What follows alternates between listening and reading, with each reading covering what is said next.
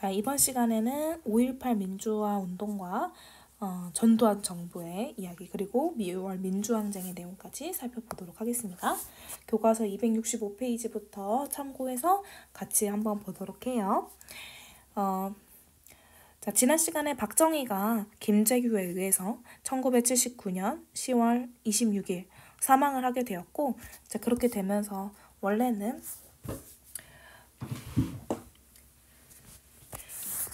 평화적인 이제 정권 교체가 되려고 했었는데요.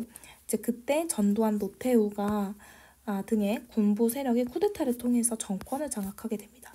자, 그게 12.12 사태예요. 이 내용은 영화 서울의 봄에서도 잘 드러나고 있는데요.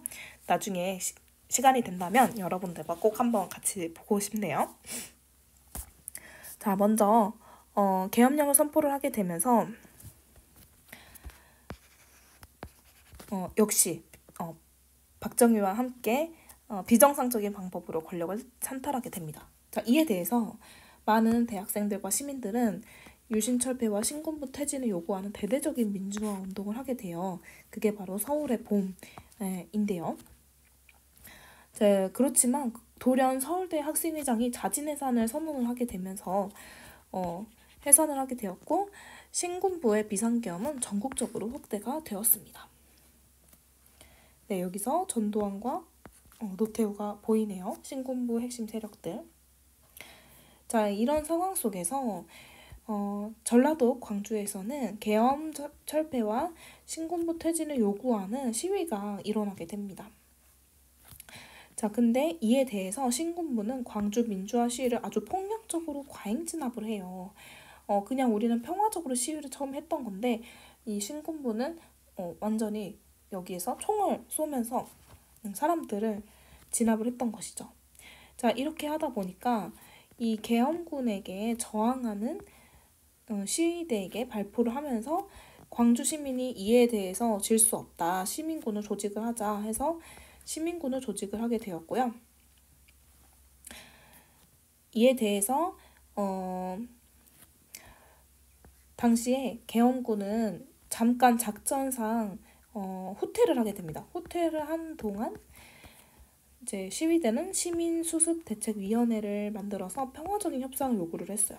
그렇지만 계엄군은 여기에 대해서 무력 진압을 하게 되었고요. 전남도청을 장악을 하면서 그 안에 있었던 시민군 모두가 희생을 하게 되는 사건이 바로 5.18 민주화 운동입니다. 자, 이 5.18 민주화 운동은 1980년대 민주화 운동의 토대가 되었으면서 이 힘은 6월 민주항쟁으로까지 이어지게 돼요. 이 5.18 민주화 운동은 그야말로 광주 시민들의 상징과 같은 사건이잖아요. 절대로 정의를 꺾지 않겠다라는 그 결의가 보여지는 운동이었거든요. 그렇지만 당시에 전두환 정부는 이거를 완전히 무력으로 탄압을 했고, 외부에서는 이 광주의 민주화 운동을 사태라고 표현을 하면서 폭도들의 반란이다, 그렇게 언론에서 왜곡 보도를 하면서 굉장히 오랫동안 광주의 이 진실이 밝혀지지 않았었습니다. 그렇지만 여러 가지 기록 등을 통해서 현재는 유네스코의 기록 유산에도 등재가 되었을 만큼 이제는 널리 알려진 사실이죠. 그리고 반미운동의 계기가 되었는데요. 당시 신군부의 군사 동원이 사실상 미국의 허락 아래 이루어졌다고 보기 때문에 당시 부산 미국 문화원을 불을 지르는 사건도 일어나게 됩니다. 자, 그래서 요거 너무 유명한 이야기인데요. 우리는 왜 총을 들 수밖에 없었는가? 그 대답은 너무나 간단합니다. 정부 당국에서는 17일 야간에 계엄령을 확대 선포하고 일부 학생과 민주인사, 정치인을 도무지 믿을 수 없는 구실로 불법 여행하였습니다. 20일 밤부터 계엄 당국은 발포 명령을 내려 무차별 발포를 시작하였다는 것입니다. 이 고장을 지키고자 이 자리에 모이신 민주시민 여러분, 그런 상황에서 우리가 할 수 있는 일이 무엇이겠습니까? 우리가 어떻게 해야 되겠습니까? 시민군이 조직이 되면서 이 이야기를 하게 되었던 것이죠. 그러니까 비무장을 했던 시민들에게 무장한 군인들이 그렇게 억압적인 폭력을 행사했다라는 것은 결국에 이 시민들도 무장을 할 수밖에 없는 상황으로 이제 가게 되었다는 것이고 대치를 하게 되었죠. 그렇지만 결국에 계엄군은 이에 대해서 결국에는 모든 것을 폭력적으로 진압을 했습니다. 자, 그러면서 이제 전두환 정권은 어떻게 보면은 민주화 운동하면은 너네 이렇게 된다라는 거를 보여주기 위해서 더 강하게 진압을 한 거였거든요. 그래서 신군부 정권을 확실하게 장악을 하게 되었고 국가 보위 비상대책위원회를 구성을 해서 정권을 장악합니다. 그리고 삼천교육대를 운영을 했는데요. 여러분들 이거 아마 많이 들어봤을 수도 있을 것 같아요. 뭐 이제 소위 말하는 불황자들을 교화시킨다는 명목으로 만든 건데요. 실제로는 불황자라기보다는 국가 뭐 체제에 비판을 하거나 뭐 그런 사람들도 잡아 넣어서 하겠다는 의도도 있죠. 그래서 정치인들이 활동을 통제당했고 언론도 통폐합을 하게 됩니다. 그리고 전두환이 통일주체국민회의에서 11대 대통령으로 선출이 되면서 개헌을 하게 되었는데요. 임기는 7년, 그리고 단임제, 그리고 간선제 통일주체국민회의에서 대통령을 선거를 하면서 전두환은 이 통일주체국민회의가 이제 체육관에서 진행이 됐거든요. 그래서 체육관 대통령이다라는 말도 듣게 됩니다. 그리고 대통령 선거인단이 제12대 대통령으로 역시 전두환을 선출을 하게 되죠.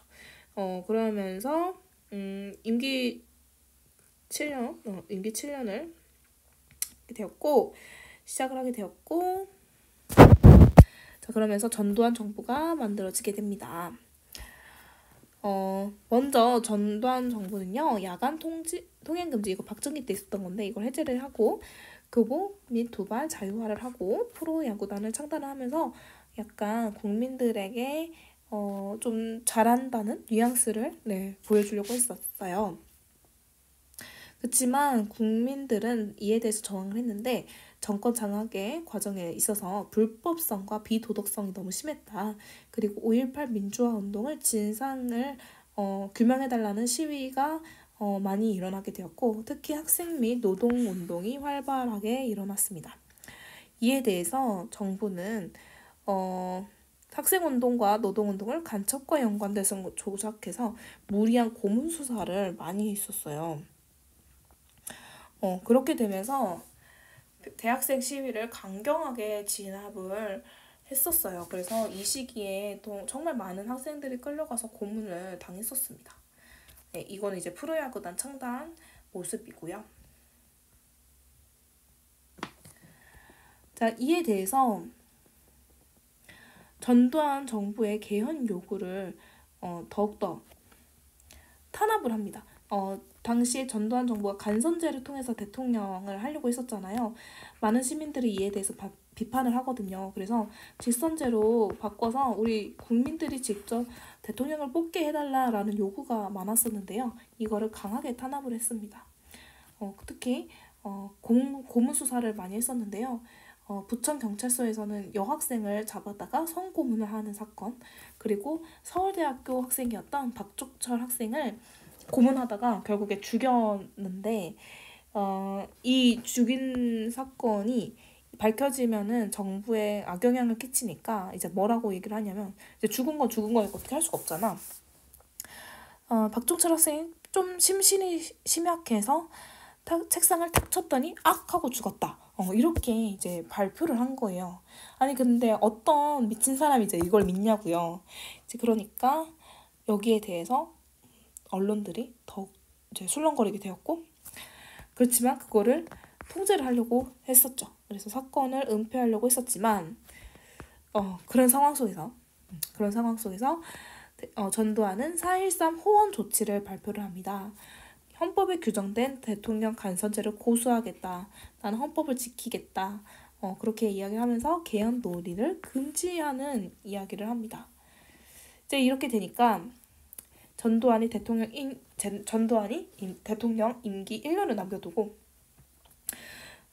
6월 민주항쟁이 일어났던 건데요. 청주교 정의구현 사재단이 박종철 학생이 물고문을 당하다가 사망했다라는 사실을 폭로합니다. 그래서 이 이후에 민주헌법쟁취국민운동본부가 결성이 되었고요.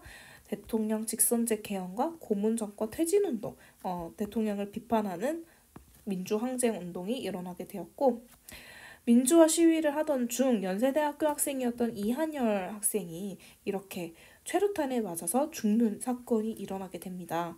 이 학생이 바로 이한열 학생이지요.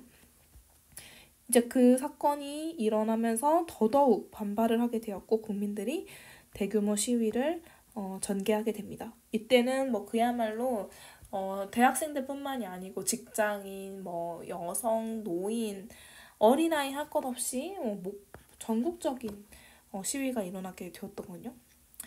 이제 그래서 이러한 여론에 결국에는 그 다음 대통령 후보였었던 노태우가 6.29 선언을 발표를 합니다. 여기서 대통령 직선제 요구를 수용하겠다라고 하죠. 결국에는 시민들이 승리를 했습니다. 그래서 군사 독재가 이제 드디어 끝나게 되었고 평화적 정권 교체를 할 수 있는 토대가 처음으로 마련되었고 민주화가 조금 더 우리 진전이 되었다. 정말 오랫동안 유신 독재와 그리고 전두환 정부의 독재에 맞서 싸웠던 그 민주화 운동의 경험들이 켜켜이 쌓이면서 결국에는 6월 민주항쟁으로 그 모든 것이 터뜨려졌다. 이제 그렇게 볼 수 있어요. 그래서 오늘날까지 이어져 오는 대통령 직선제가 이때부터 시작이 되었던 겁니다. 사료탐구 잠깐 볼게요. 국민의 합의를 배신한 4.13 호원 조치는 무효임을 전 국민의 이름으로 선언한다. 오늘 우리는 전 세계의 이목이 우리를 주시하는 가운데 40년 독재 정체를 청산하고 희망찬 민주국가를 건설하기 위한 큰 걸음을 국민과 함께 내딛는다. 국가의 미래요 소망인 꽃다운 젊은이를 야만적인 고문으로 죽여놓고 박종철 학생을 말하는 거죠. 그것도 모자라 뻔뻔스럽게 국민을 속이려고 했던 현 정권, 이 전두환 정부에게 국민의 분노가 무엇인지 분명히 보여주고 국민적 여망인 개헌, 직선제로 바꾸는 개헌을 일방적으로 파기한 4.13 폭거를 철회시키기 위한 민주장정을 시작한다. 그래서 결국에는 성공을 해서 여야 합의하에 대통령 직선제로 개헌을 하겠다라고 하면서 평화적인 정권 이양을 하겠다. 그리고 국민적 화해와 대단결을 도모하기 위해 김대중 등의 사면복권, 극세수를 제외한 시국사본 석방, 언론 자유 해주겠다. 사회 각 분야의 자치와 자유를 최대한 보장해주겠다. 지방자치, 교육자치 하겠다. 대학의 자율화를 보장하겠다. 결국에 시민들이 요구했던 사항들이 모두 반영이 되면서 우리는 더욱더 민주사회로 갈 수 있게 되었습니다. 그래서 그분들의 그 숭고한 노력과 그 정신을 우리가 계속 이어나가야겠지요. 자, 그러면 이 부분에 대해서 자세한 거 수업 시간에 다뤄보도록 하겠습니다.